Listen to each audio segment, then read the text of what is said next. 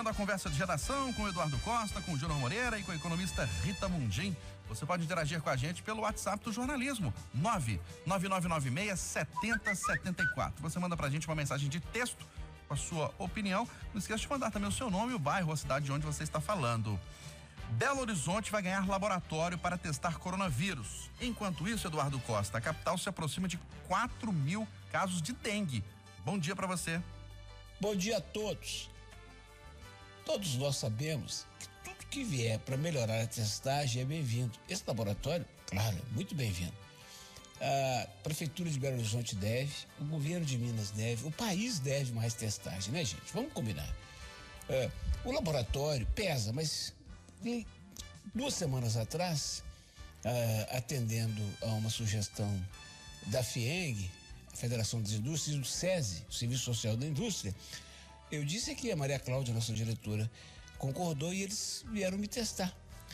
E o resultado saiu em 14 minutos. Eu perguntei, mas como? Com uma maquininha de 100 gramas? Não, é porque a gente joga o seu sangue aqui no equipamento e isto é lido lá em Curitiba, no Paraná, lá que está o laboratório dessa startup. Então, não tem mais aquele tempo do laboratório de 3 quilômetros, não. Você tem como agilizar o processo por essas tecnologias que eu nem sei explicar. Então, para mim, o que eu estou querendo mesmo é que a prefeitura comece a testar, mas traga resultado para a gente de gari, né? Ninguém pensa nos garis, o risco que eles correm, de motoristas de ônibus, de caixa de supermercado. Eu sei, nós vamos fazer, eu estou precisando de resultados dessa gente, para a gente poder começar a tranquilizar. Agora, eu cobro da prefeitura que ali tem alguma chance, né? O governo do estado, sem chance, por conta da situação econômico-financeira que a gente já conhece. E não podemos perder de vista também a dengue, né, gente? Eu estou falando desde o começo dessa pandemia que a gente tem que ficar com um olho nela e o outro na dengue. Agora, com esse tempo, o perigo aumenta muito. E como as equipes da prefeitura não podem e não devem entrar em todos os domicílios como fazem habitualmente, é hora de cada um de nós, até porque estamos em casa, muitos de nós isolados, por que não limpar o terreno? Será que a gente não pode fazer isso para ajudar? E se o vizinho for do tipo porcalhão, liga para a prefeitura ou fala com ele, ô vizinho, esse lixo aí, esse vaso aí com água, isso mata a gente, vamos cobrar, é a hora. Ô Júnior, a gente muito preocupado com o coronavírus, mas dengue, 4.000 casos só esse ano. Bom dia mais uma vez para você. Bom dia, Eustáquio, Eduardo, Rita, os ouvintes do Conversa de Redação. As doenças estão aí, né? Elas não pararam, não. Eu lembro lá no início. E dengue mata. Sim, eu lembro que lá no início a gente falava dessa história também. Aproveite que você vai fazer a quarentena, limpe seu quintal, né? Algumas vezes a gente falou sobre isso aqui. Mas sobre essa testagem, Eustáquio, do coronavírus, eu gosto muito dessa história, porque desde os primeiros conversas de redação, quando a gente estava lá começando ainda esse negócio da pandemia aqui no Brasil, o doutor Disseu Greco falou, isso ficou muito marcado em mim, assim, que um dos principais pontos nessa história toda era a testagem. O governo do estado, o governador Romeu Zema já disse que tem testes, mas está aguardando, que não é política do estado fazer isso. E pelo jeito a prefeitura está num outro ritmo, né? Já achando que sim, que vale a pena testar. E eu, para falar a verdade, eu concordo muito com a decisão da prefeitura, do comitê de enfrentamento, do secretário Jackson Machado, porque, na minha opinião, você precisa saber se você tá ou não tá. Eu, por exemplo, já fiz testagem por minha conta, porque eu tinha dúvida se eu já tinha pegado ou não essa doença, então eu vou fazer o teste sorológico para ver se eu tenho anticorpo ou não, né? E eu acho que isso é muito importante, porque se você pega uma pessoa, como está acontecendo aqui nas barreiras sanitárias, a pessoa que tem ali um sentido de ter algum sintoma e tal, já muitas pessoas foram barradas nessas barreiras sanitárias com sintomas e depois testaram positivo, ou seja, essas pessoas foram retiradas de circulação e assim evita a proliferação da doença. Então, o programa de testagem é muito legal, que bom que a prefeitura aqui de Belo Horizonte decidiu fazer essa testagem, né? Agora, mais um assunto sobre essa questão do coronavírus, Eustáquio, a entrevista ontem dada ao Eduardo Costa, no Chamada Geral, pelo secretário de Saúde aqui de Belo Horizonte, eu notei a preocupação escancarada nas respostas dele, sabe? A gente tem que esperar amanhã para ver qual vai ser a decisão da prefeitura, mas eu não assustaria que a prefeitura, se a prefeitura disser ou tomar a decisão que vai voltar atrás nessa questão da flexibilização. né? As falas dele são muito preocupantes em relação ao número de leitos, a essa situação de aumento dos casos aqui em Belo Horizonte. Vamos esperar para ver. Aqui pelo WhatsApp, o Bruno Belico de Paiva, ele é de Ponte Nova, ele tá falando, poxa, dengue precisa de chuva e água parada. Aqui em Ponte Nova não chove há 3 meses. Mas, ô Bruno, o que as autoridades dizem é que não se pode baixar a guarda nesse período de seca, porque o mosquito continua lá. O ovinho fica lá. O ovinho continua lá e uma aguinha que for que fica parada ali, mesmo que não seja uma época de chuva, é possível a eclosão do ovo e a proliferação do mosquito. Rita Mundinho, preocupação, né? É sim, Eustáquio, mas é aquele negócio, né? A crise, geralmente, ela pode gerar oportunidades. Então, eu acho que as autoridades, né, o setor público, que tem políticas públicas, poderia fazer uma campanha, já que as pessoas, né, as famílias estão em isolamento, a gente poderia ter uma campanha como se fosse um protocolo para a limpeza das casas, uma campanha em massa e veiculada pelos veículos de comunicação, ensinando mais uma vez as pessoas a evitarem ou a minorarem o problema da dengue, já que está todo mundo em casa. Então vamos fazer alguma coisa por nós mesmos, vamos fazer alguma coisa pela comunidade, pelo outro, né? Da mesma forma que a gente usa máscara, vamos fazer uma campanha aí para limpar terrenos, tirar água parada. Então eu acho que seria um bom período, né, para que fosse feita uma campanha nesse sentido. Mas o problema da dengue é um problema estrutural, é um problema de infraestrutura, e uma das formas que o governo está enxergando para que a gente saia mais rápido da crise é um investimento pesado com foco em saneamento. Então, é bom, né, que todo mundo saiba que está havendo essa preocupação de um investimento pesado em saneamento básico, em esgotamento, né, tratamento de água e tal, e isso deve minorar as causas estruturais da dengue. Em relação à testagem, é óbvio, todos os países que estão se dando melhor, né, no combate ao Covid, são aqueles que estão usando a testagem em larga escala. A testagem é a base científica e estatística para que a gente tenha o conhecimento do comportamento do Covid. Então, a testagem, ela é fundamental, ela é o mapa da mina nessa guerra. Então, a gente tem que testar para poder planejar e entender o comportamento, a velocidade e as especificidades do vírus. E eu acho também que deveriam ser feitas parcerias entre a iniciativa privada e o setor público para ampliar essa testagem. É o interesse de todos, como, não sei, eu acho que foi o Eduardo que falou, o Júnior, você tem especificidades por setores da economia. O Eduardo que falou, olha o gari, olha o motorista, então como que o vírus se comporta de acordo com a atividade que a pessoa está exercendo. E aí os protocolos sanitários deverão ser específicos para aqueles grupos de população, de acordo com o que a testagem mostrar. Então, eu acho que é um momento assim, de muita oportunidade da gente avançar e ganhar guerras importantes contra a dengue e contra o Covid. Aqui pelo WhatsApp, o Tarcísio Santos, do Santa Efigênia, está dizendo o seguinte: vocês só falam no corona, achei que a dengue tinha acabado. Ela não acabou não e nem vai acabar, viu, Tarcísio? Ele está dizendo o seguinte: vocês estão loucos para arrumar mais doenças para aterrorizar o povo. Não, a gente não está aterrorizando o povo, a gente está alertando. Enquanto tem os casos de coronavírus aí matando milhares de pessoas no Brasil, só em Belo Horizonte 4.000 casos de dengue, que também mata. Fabrício Queiroz, ex-assessor de Flávio Bolsonaro, é preso numa operação, Júnior Moreira, e a justiça também autorizou a prisão da mulher dele, Márcia Oliveira de Aguiar.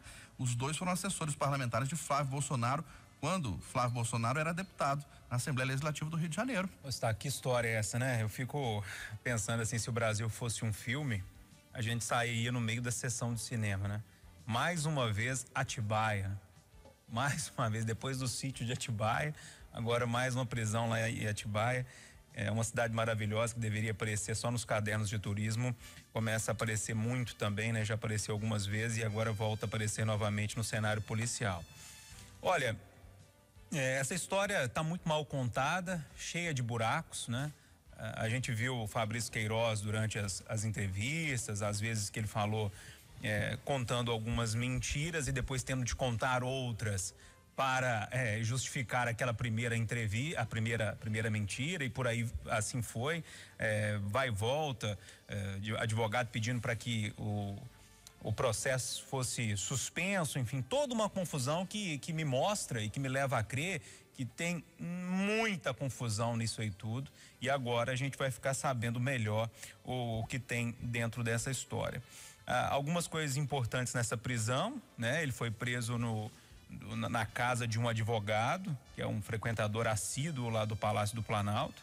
Algumas pessoas falando que inclusive ele estava meio que, vou colocar entre aspas aqui, tá? Numa espécie de refém desse advogado, ou seja, fica aqui para você não dar entrevista, para você não falar nada, para meio que controlar a situação. E é um advogado muito próximo do Palácio do Planalto, inclusive nas imagens da prisão mostra a placa desse advogado lá na casa. Agora é realmente esperar para ver se as coisas esclareçam.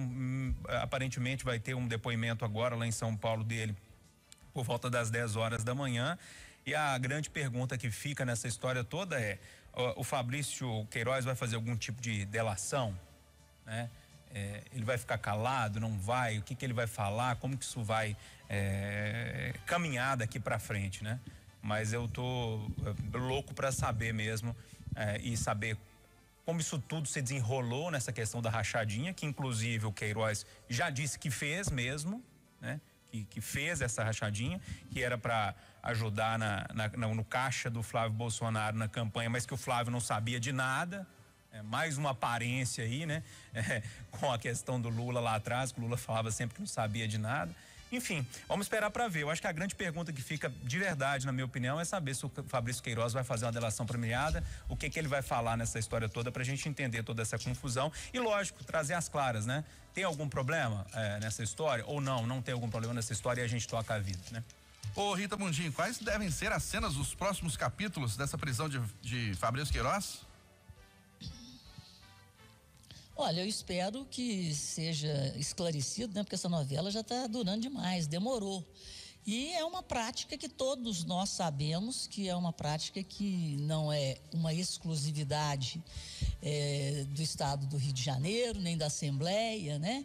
E que as coisas sejam investigadas e que esse tipo de prática seja cada vez mais combatida, seja ela praticada por quem for, ela não deveria nem ser praticada, né? Então, eu acho que é ir fundo mesmo na investigação, mas não ficar só, focado no Queiroz pela proximidade dele do Planalto, né, e do filho de Bolsonaro, mas ampliar essas investigações em todas as assembleias, nas câmaras, né, no Senado, né, é por aí o negócio, fazer uma faxina nacional na rachadinha. Eduardo Costa, e a sua opinião, prisão de Fabrício Queiroz? Eu acho que a polícia tem que trabalhar, a justiça também, e quero o próximo tema. Que é o aeroporto da Pampulha será de responsabilidade agora do governo de Minas, Eduardo Costa. Ontem o ministro Tarcísio de Freitas, da infraestrutura, anunciou isso e anunciou também olhos voltados para a ampliação do metrô de Belo Horizonte, linha Barreiro-Calafate. O aeroporto está concreto já, vai ser transferido. Agora o metrô ainda está na promessa, né? Tá tudo caminhando. Todo mundo fala bem desse ministro, eu não o conheço, mas de longe eu gosto dele. Aqui, essa reunião de ontem, pela matéria que eu ouvi ontem à noite da Gabriela, foi uma reunião espetacular, porque o ministro confirmou que a 381, essa tristeza nossa aqui pro lado leste do estado, vai continuar na duplicação, que ele quer até trazer o presidente aí para ver a obra. Ele garantiu o asfaltamento de uma rodovia 367 lá no norte para ligar com a Bahia, que é muito importante lá. E ele voltou a falar do nosso metrô, além do aeroporto. Eu liguei agora cedo para o secretário-geral do governo de Minas, o Matheus Simões. Falei: Matheus, faz um favor para mim, Matheus. Pergunta para o Marco Aurélio, que é o secretário da área, o que falta para começar a obra do ramal Barreiro. Por quê? Porque desde janeiro ou fevereiro, se não me engano, todo mês está entrando um dinheiro de uma multa de 29 milhões de reais. Esse dinheiro é reservado para o metrô, para o ramal Barreiro. vai totalizar 1 bilhão e 200 milhões. Então, o que falta? Quem que tem que fazer? Qual é o próximo passo? Porque se o dinheiro está entrando todo mês, faz a contratação da obra, começa e vai pagando com o que vou recebendo. O Matheus falou comigo que vai me dar uma resposta ainda hoje. E eu aproveitei e perguntei outra coisa para o Matheus. Quais são as intenções do governo de Minas com o aeroporto da Pampulha? E aí, senhoras e senhores, eu quero dizer que eu estou muito feliz porque eu tremi ontem. Falei, será que o Zema vai querer administrar o aeroporto da Pampulha? Não é isso. É que o aeroporto da Pampulha estava lá no final da fila das privatizações da Infraero do governo federal. O Zema, ao trazer para o Estado, quer antecipar a entrega dele para a iniciativa privada, no que eu concordo, 1 milhão de %. E mais, eu não estou dizendo que o governador deva dar para a BH e Porte o aeroporto, não é assim, né? Tem que se fazer uma licitação e tudo. Mas o meu sonho antigo, histórico, é que os mineiros se unam. O prefeito da capital, os prefeitos do Vetor Norte, os prefeitos, todos se unam para que essa empresa que administra Confins, o nosso aeroporto internacional, e que já mostrou que é boa de serviço, já mudou aquele aeroporto todo, assuma a Pampulha, gente. E aí a gente faça algo mais regional e de jatos executivos aqui na Pampulha e consiga trazer o tal do rugby. O Rita Mundinho, a palavra é rugby. Hub. É isso mesmo, hub. Hub. Que é isso? Ô, gente, eu não me conformo de saber que o cidadão sai de Salvador, sai de João Pessoa, sai de Recife, vai a São Paulo, pega um avião e passa em cima de Belo Horizonte para ir para Miami. Nós precisamos aproveitar esse momento. Eu vou começar uma campanha, vou pedir autorização à Maria Cláudia para a gente fazer uma grande campanha de trazer voos internacionais, fazer de Confins, do nosso aeroporto internacional, um ponto de transição, um ponto de passagem de gente para o exterior. Falar com o Bolsonaro, ajuda a gente, o presidente. E outra coisa, é negociar isso com as companhias aéreas. Os Zemas pode dar, por exemplo, redução de combustível, de valor, de ICMS, e falar, ó, nós queremos voos internacionais que saiam de Confins, mas não apenas com passageiros daqui, que façam o hub. Essa foi a melhor notícia. Que Queiroz que nada, a melhor notícia do ano foi essa, Sostar. E hub, para informação mais clara para o ouvinte, Rita e Eduardo, escreve-se HUB, que é do inglês, é uma plataforma de voos e centro de conexão, designações dadas ao aeroporto utilizado por uma companhia aérea como ponto de conexão para transferir seus passageiros para o destino pretendido. Oi, Rita. Eduardo. Fala, Rita. Eduardo, só complementando a alegria do Eduardo, que é minha também, compartilho, acho que foi uma grande tacada, é o lado comercial do aeroporto indústria, né? Sim. Então a gente tem o lado também do comércio internacional, porque as cargas estão ficando com a tecnologia, você tem muito componente eletroeletrônico, então abre-se uma avenida de progresso e de possibilidades se houver essa interação, né, do aeroporto da BH Airport, né, administrando também o aeroporto da Pampulha. A coisa fica bacana mesmo, bom para Minas. Ô, Júnior Moreira, boa notícia essa transferência da administração do aeroporto da Pampulha para o governo de Minas e esperançoso com o metrô? Olha, Saco, primeiro sobre o aeroporto, sim, o aeroporto tá parado ali, né? Praticamente parado, não acontece nada ali. Quem sabe um destino mais, um pouco mais importante pro aeroporto da Pampulha. Eu já falei aqui várias vezes que o meu sonho é que o aeroporto da Pampulha tenha pelo menos 3 voos de manhã, de partida para Rio, São Paulo e Brasília, as 3 principais capitais, e de volta à tarde, para que o empresário que precisa ganhar tempo não precise ir lá em Confins. Ao mesmo tempo, o pessoal da BH Port, eu já fiz algumas entrevistas, inclusive com o antigo presidente de lá, e ele não aceita de forma alguma que o aeroporto funcione de forma comercial aqui na Pampulha, porque tiraria o movimento e todo o investimento que foi feito no aeroporto de Confins atrapalharia esse investimento. Acredito talvez que a BH Port possa até comprar o aeroporto, mas eu não acredito num movimento muito grande nesse aeroporto, não. Talvez, sabe, aquele jogador que o técnico pede ou que o presidente pede só para deixar ele ali no banco para não jogar em outro time. A sensação que eu tenho é essa, mas tomara que tenha um sentido o aeroporto da Pampulha, sim. Sobre o metrô, Eustáquio, eu sigo esperando a obra começar, sabe? É lógico que nesse momento a gente vê que agora tem algum fato real. Antes era muito oba-oba, muito fala, um falou, o secretário falou, o presidente falou, o deputado falou, agora parece que sim, tem um projeto real para o metrô e pode ser que aconteça.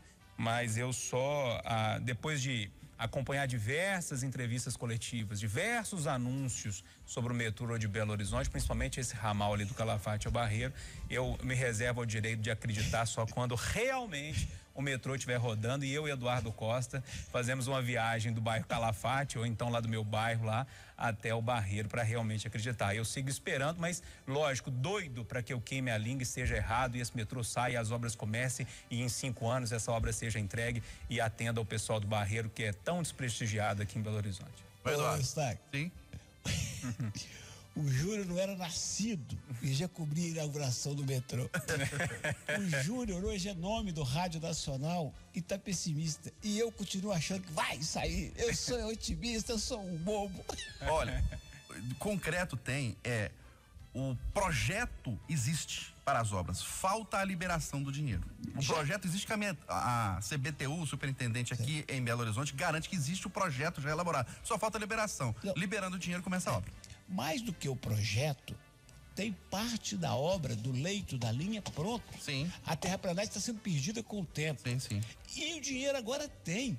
Só falta 2 cabeçudos do governo de Minas sentar com 2 cabeçudos do governo do municipal, ir lá em Brasília e dar uma canetada e resolver isso. É só vontade política. E eu fico muito desconfiado quando é época eleitoral, quando é ano eleitoral desses anúncios. A gente sabe como que os políticos usam esses tipos de anúncios. Tomara que dê certo. O ouvinte acaba de escrever isso aqui, Júlio. Ele até não se identificou não, mas falou, todo ano eleitoral vem essa conversa de metrô do Barreiro. Basta lembrar dos buracos que o Márcio Lacerda furou na Praça 7 e outras regiões.